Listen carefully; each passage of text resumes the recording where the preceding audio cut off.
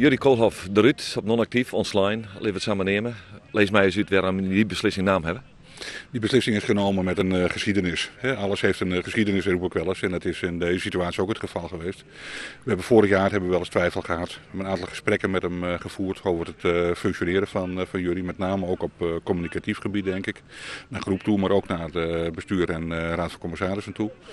De groep is toen vervolgens vernieuwd, kun je zeggen. Dan hoop je toch dat er een klik zal ontstaan tussen een nieuwe groep en je hoofdtrainer. Wat wij constateren is, zonder dat we de ploeg daarover over geraadpleegd hebben of advies hebben ingewonnen, dat in onze opinie die klik er niet is. Hij is in ieder geval niet meer naar de raad van commissarissen toe en naar het bestuur. En dan moet je op een gegeven moment zeggen van het is mooi geweest.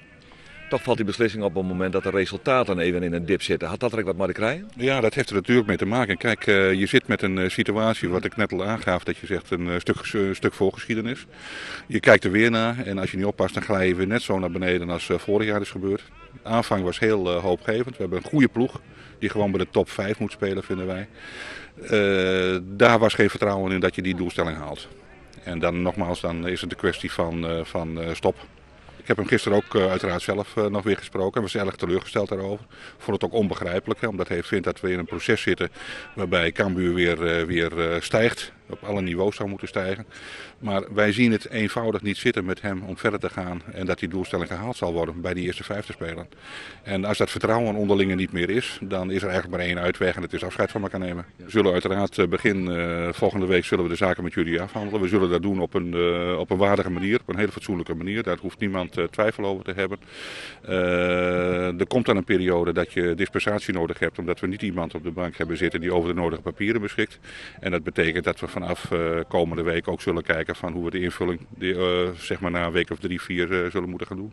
En tot die tijd? Tot die tijd pakt Alfons Arts op, samen met Wim de Ron en Jan Bruin.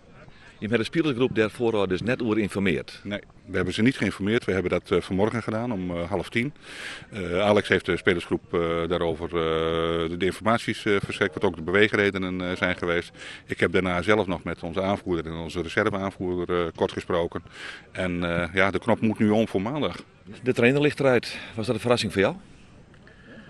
Ja, wel een verrassing, ja. Ik had niet verwacht. Ik bedoel, je speelt nota bene vrijdag nog theoretisch voor een plaats voor de periode. Dus ja, goed. En dan verlies je die partij en dan zaterdag krijg je te horen dat het exit is voor de trainer. Ja. Wat vind je ervan?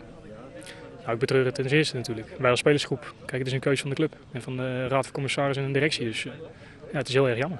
Heb je ook enig begrip voor de keuze die de raad van commissarissen heeft gemaakt en de directie? Nou, begrip is een groot woord. Ik vind het gewoon heel erg jammer. Maar wij hebben er zelf ook debet aan natuurlijk dat de trainer eruit ligt.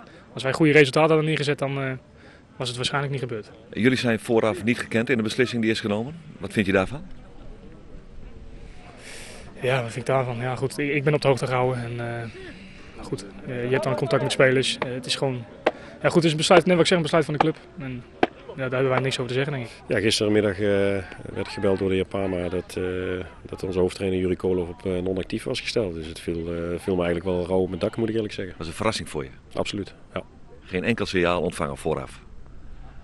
Nou ja, je weet hoe een beetje held en zeilt in de voetballerij. En, ik bedoel, er is intern gisteren is er goed over gesproken, er is vanmorgen goed over gesproken. En daar wil ik het ook gewoon heel graag bij laten. En het is voor ons nu maar één belang, zorgen dat we de zaak op de rit krijgen. En we hebben morgen een belangrijke wedstrijd te spelen, dus daar zijn nu alle pijlers op gericht. Toch nog even een vraagje over die wisseling, want Koolhof gaat weg. Dan wordt jou gevraagd van, je moet het overnemen. Heb je eraan gedacht om dat niet te doen bijvoorbeeld? Dus wat ik net zeg, dat hou ik voor mezelf en intern. Daar is gisteren en vandaag uitvoerig over gesproken. En daar wil ik het ook gewoon bij laten. Zullen we dan kijken naar de wedstrijd van Omniworld, die voor jullie alweer heel snel op het programma staat. Wat wordt er anders? Het is duidelijk dat we gewoon te veel en te gemakkelijk goals tegen krijgen. En dat baart ons wel zorgen. En de manier van spelen zal niet veel veranderen. We willen weer terug naar hetgeen wat we de eerste wedstrijden hebben laten zien. Dus dat betekent agressief naar voren. En ja, daar heb je bepaalde type spelers bij nodig. Die wij op dit moment denken daar het beste mee te kunnen omgaan. En daar zullen we morgen voor kiezen. En wie zijn die spelers? Dat wil ik morgen eerst met de spelers zelf doorbespreken. Nog veel succes morgen. Ja, dankjewel. Alsjeblieft.